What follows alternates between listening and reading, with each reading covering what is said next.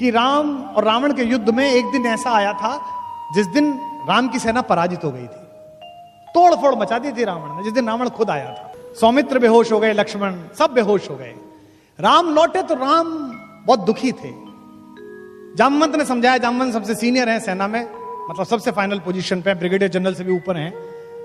उन्होंने राम से कहा कि इतना क्यों दुखी होते हैं, वही आपका हाथ है, वही आपका तूणीर है, मार लेंगे, इसे कोई दिक्कत नहीं है। किसी किसी दिन होता है, सामने वाले का दिन होता है, किसी किसी दिन नहीं होता। राम ने कहा ऐसा नहीं है। जब मैं युद्ध लड़ रहा था तो मैंने एक बात देखी, रावण नहीं लड़ रहा था, रावण के साथ शक्ति लड़ रही थी, दुर्गा लड़ रही थी, देवी लड़ रही थी।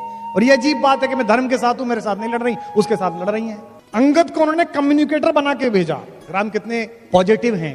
उनसे विभीषण कहते हैं, जिस दिन अगले दिन युद्ध शुरू होना है उस दिन कहते हैं कि सर थोड़ा बैठ के स्ट्रेटेजी बना लें, कौन किधर से बढ़ेगा, इतना बड़ा आदमी है, इससे लड़ना है। तो कहते हैं कि नहीं यार, वो अंगद भेजा है मैंने, दूत ना, बाली का बेटा, और मुझे उम्मीद है कि रावण मान जाएगा, सीता को वापस दे देगा, अपन क्यों लड़ाई लड़े। ये राम है।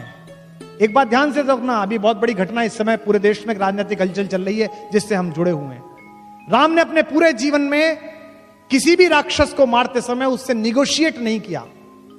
छोटों से, खर से, दूषण से, ताड़का से, सुबाहु से सीधा मारा।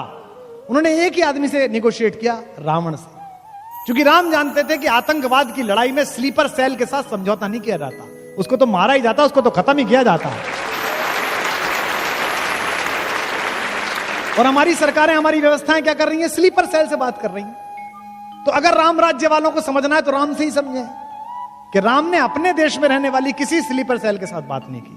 लंका दूसरा देश था, उससे बातचीत जरूरी थी, उससे पहले कहना जरूरी था, इसलिए उससे पहले बातचीत की, जो कि हम पाकिस्तान के मामले में लगातार करते हैं, इतने समय से बातचीत करते हैं, और उसके बाद फिर अपना काम भी दिखाते हैं। तो अंगद गया, उसका आत्मविश्वास, लीडरशिप डेवलपमेंट मैं बता रहा हूं राम का। उसने पहली जो वाक्य बोली उस पर हंसेंगे भी आप। रावण ने पूछा कि मेरा और राम की क्या लड़ाई, तू जानता मैं कौन हूं, क्या तेरा वो फकीर तपस्वी, वो मुझसे लड़ेगा, मेरा उसका क्या। तो अंगद ने कहा जी बिल्कुल ठीक कह रहे हो सर, आपका उनका कोई मुकाबला नहीं। रावण को लगा यार आदमी उसने भेजा है हमारे पक्ष में बोल रहा है, तो वो बड़ा प्रसन्न हुआ। उसने कहा बिल्कुल ठीक, मेरा उसका क्या मुकाबला। तो अंगद का कम्युनिकेशन स्टाइल देखिए जो राम ने डेवलप कराया है। तो क्या कहा कि सिंधु तरयो उनको बनरा, उनका तो बंदर, बंदर भी नहीं, बंदर में थोड़ा ग्रेस आ जाएगा, मतलब हनुमान चाचा हैं उनके अंगद के, फिर भी उनको बंदर भी नहीं कह रहे, चाचा जी भी नहीं कह रहे, क्योंकि डिप्रेशन में रावण को लाना है। तो कहते क्या, सिंधु तरयो उनको बनरा, तुझ पे धनुरेख गई न तरी।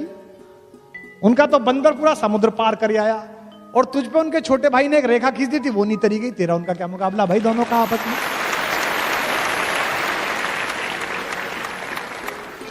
कि सिंधु तरयो उनको बनरा, तुम पे धनुरेख गई न तरी, तुम पे। अच्छा छंद है। सिंधु तरयो उनको बनरा, तुम पे धनुरेख गई न तरी, तुम पे धनुरेख गई न तरी। वानर बांधत सो न बंधो, उन बारिधि बांध के बाट करी, उन बारिधि बांध के बाट करी, उन बारिधि बांध के बाट करी। अज हूँ रघुनाथ प्रताप की बात, तुम्हें दशकंठ न जाए परी, तुम्हें दशकंठ न जाए परी। तेलनि तूलनि पूछ जरी न जरी, गढ़ लंक जलाए जरी धड़ी, लंक जलाए जरी। तेरा सारा तेल लगा, तेरा सारा कपड़ा लगा, एक बंदर की पूंछ जलाने के चक्कर में तूने अपना पूरा नगर जलवा लिया, बताया। और तू कह रहा है कि उनसे लड़ने चलेगा, उससे लड़ने चलेगा। इसलिए जो कम्युनिकेशन स्किल है, विभीषण से संवाद जो राम ने किया, वो साधन और साधना के बीच का संवाद है। बड़ी अद्भुत बात है। राम की शक्ति पूजा, आप में से शायद अधिकांश लोगों को पता होगा कि राम और रावण के युद्ध में एक दिन ऐसा आया था जिस दिन राम की सेना पराजित हो गई थी, तोड़फोड़ मचा दी थी रावण ने, जिस दिन रावण खुद आया था। महाप्राण निराला ने कविता लिखी है राम की शक्ति पूजा। रवि हुआ अस्त ज्योति के पत्र पर लिखा, अमर रह गया राम रावण का अपराजय समर। आज का तीक्ष्ण विदिक्ष प्रकर वेग प्रखर, शतशैल शंवरणशील नील नवगर्जित स्वर, विच्छुरित वन्य राजीव नयन हत लक्ष्मण, लोहित लोचन रावण मदमोचन महायान। ऐसी कविता लिखी है। उस दिन सब बेहोश हो गए, सुग्रीव बेहोश हो गया, सौमित्र बेहोश हो गए, लक्ष्मण सब बेहोश हो गए। राम लौटे तो राम बहुत दुखी थे। जामवंत ने समझाया, जामवंत सबसे सीनियर है सेना में, मतलब सबसे फाइनल पोजीशन पे, ब्रिगेडियर जनरल से भी ऊपर हैं। उन्होंने राम से कहा कि इतना क्यों दुखी होते हैं, वही आपका हाथ है, वही आपका तूणीर है, मार लेंगे, इसे कोई दिक्कत नहीं है, किसी किसी दिन होता है, सामने वाले का दिन होता है, किसी किसी दिन नहीं होता। राम ने कहा ऐसा नहीं है, जब मैं युद्ध लड़ रहा था तो मैंने एक बात देखी, रावण नहीं लड़ रहा था, रावण के साथ शक्ति लड़ रही थी, दुर्गा लड़ रही थी, देवी लड़ रही थी। और ये अजीब बात है कि मैं धर्म के साथ हूं, मेरे साथ नहीं लड़ रही, उसके साथ लड़ रही है। तो जामवंत ने कहा अगर ऐसा है तो युद्ध हम संभालेंगे, आप पूजा करिए। तो 108 कमल मंगाए गए। ये दशहरा क्यों मनाया जाता है, ये आज शायद कुछ लोगों को पता चलेगा। हम तो कहते हैं कि रावण हरा दिया, ऐसा हुआ नहीं। ये जो शक्ति की पूजा, नवरात्रि की पूजा क्यों है?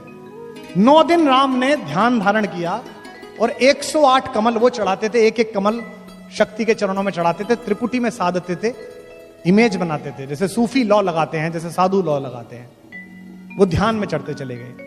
आखिरी दिन जिस दिन आया, जिस दिन उनको वर मिलना था शक्ति का, 107 कमल जब उन्होंने चढ़ा दिए तो देवी ने सोचा कि इसका एग्जाम लेती हूं कि कितना भक्त है।